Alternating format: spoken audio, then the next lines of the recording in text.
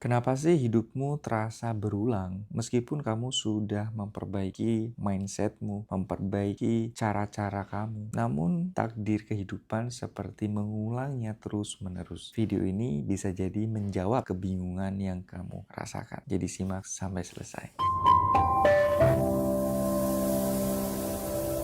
Pernahkah kamu merasa bahwa hidupmu seperti mengulang cerita yang sama? Bukan sekali, dua kali, tapi bertahun-tahun. Kamu sudah berusaha, sudah belajar, sudah berdoa, sudah memperbaiki diri. Tapi entah kenapa, rezekimu mentok di titik yang sama. Relasimu berakhir dengan pola yang mirip. Masalah datang dengan wajah yang berbeda-beda. Tapi rasanya masih sama. Kalau kamu pernah merasakan seperti itu, mungkin ini video yang cocok untukmu. Perkenalkan, saya adalah Erlang Prayuda, sering membantu melepaskan luka energi, memprogram ulang bawah sadar, agar hidup, rezeki, dan relasi kembali bisa selaras dengan jiwa. Di video kali ini, saya akan membahas kenapa hidup bisa berulang meski kamu sudah berusaha sekuat mungkin. Aku ingin mulai dari satu hal yang penting. Kalau hidupmu terasa berulang, itu bukan berarti kamu malas, bukan juga kamu bodoh, bukan berarti kamu kurang iman. Justru seringkali, orang yang hidupnya berulang adalah orang yang terlalu kuat bertahan. Tubuhmu pernah belajar satu hal di masa lalu. Bertahan sama dengan aman, berubah sama dengan berbahaya. Keluar dari pola sama dengan resiko. Dan sejak saat itu, meski pikiranmu ingin maju, tubuhmu menjaga agar semuanya tetap familiar. Hidup manusia tidak dijalankan oleh pikiran sadar, tapi dijalankan secara otomatis oleh pola bawah sadar. Dan pola itu terbentuk dari pengalaman masa kecil, berupa luka masa lalu, penolakan, rasa tidak dilihat, rasa tidak aman, pengalaman gagal yang berulang, kehilangan, dan tekanan emosional yang tidak pernah selesai. Saat pengalaman itu terjadi, tubuhmu belajar. Beginilah caranya bertahan hidup, dan tubuhmu tidak peduli apakah kamu bahagia atau tidak. Yang penting kamu selamat. Itulah kenapa hidup terasa berulang. Bukan karena kamu kurang usaha, tapi karena tubuhmu setia menjaga pola yang lama. Contoh, pola rezeki. Kamu dapat uang, lalu tiba-tiba ada masalah, uang habis, dan mengulang lagi. Kenapa? Karena di bawah sadar ada program.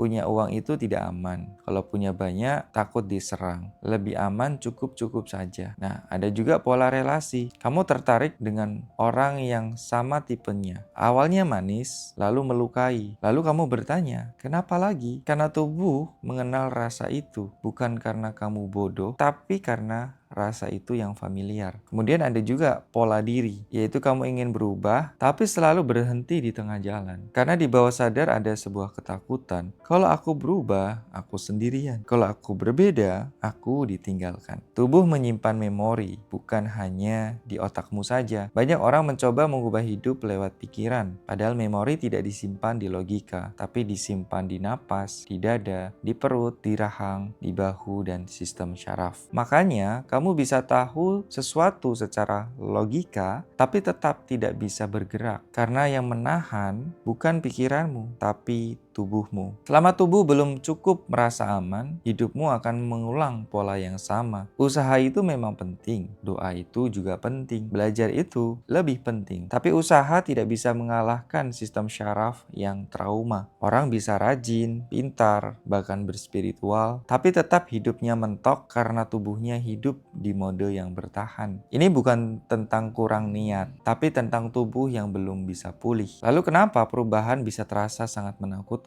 Tubuhmu tidak takut gagal, tubuhmu takut berubah identitas yang baru. Karena dulu saat kamu kecil dan berubah, kamu mungkin tidak diterima, dimarahi, ditinggalkan, dan tidak dipahami. Maka tubuhmu mulai belajar, lebih aman tetap seperti ini. Dan sekarang, saat kamu mau naik level, tubuhmu mengira bahwa kamu akan terluka lagi. Aku ingin kamu bertanya kepada dirimu sendiri, pola apa yang terus berulang di hidupku? Sejak kapan pola ini muncul dalam diriku? Apa yang mungkin dulu menyelamatkanku, tapi sekarang menghambatku? Tidak perlu dijawab sekarang, cukup sadari dan apapun jawaban yang keluar dari benakmu secara gambaran, perasaan, ataupun suara secara internal, terima hal itu dan tidak perlu mengkritisinya. Karena kesadaran adalah pintu pertama dalam perubahan hidup. Perubahan tidak dimulai dari memaksa diri lebih keras, tapi dimulai dari merasa aman, didengar, diterima, dan tidak disalahkan. Saat tubuh merasa aman, pola lama mulai melemah dan hidup pelan-pelan berhenti untuk mengulangnya. Dan dalam hypnoseduction, membantu tubuh untuk melepaskan memori lama, menenangkan sistem syaraf kamu, menyelaraskan ulang bawah sadar agar hidup tidak lagi dikendalikan oleh masa lalu. Ini bukan soal menjadi orang yang baru, tapi soal kamu berhenti hidup dari luka yang lama. Kalau selama kamu menonton video ini, kamu merasa seperti sedang melihat hidupmu sendiri, kalau ada bagian dirimu yang berkata, aku capek mengulang pola yang sama, maka mungkin ini saatnya kamu berhenti berjuang sendirian. Kamu bisa mulai dengan assessment terlebih dahulu, atau bisa langsung mengikuti private coaching hypnoseduction jika memang kamu sudah siap. Hidup ini tidak mengulang untuk menghukummu, tapi mengulang sampai kamu siap untuk pulih. Terima kasih sudah hadir, jaga dirimu dengan tenang, dan sampai ketemu di perjalanan berikutnya.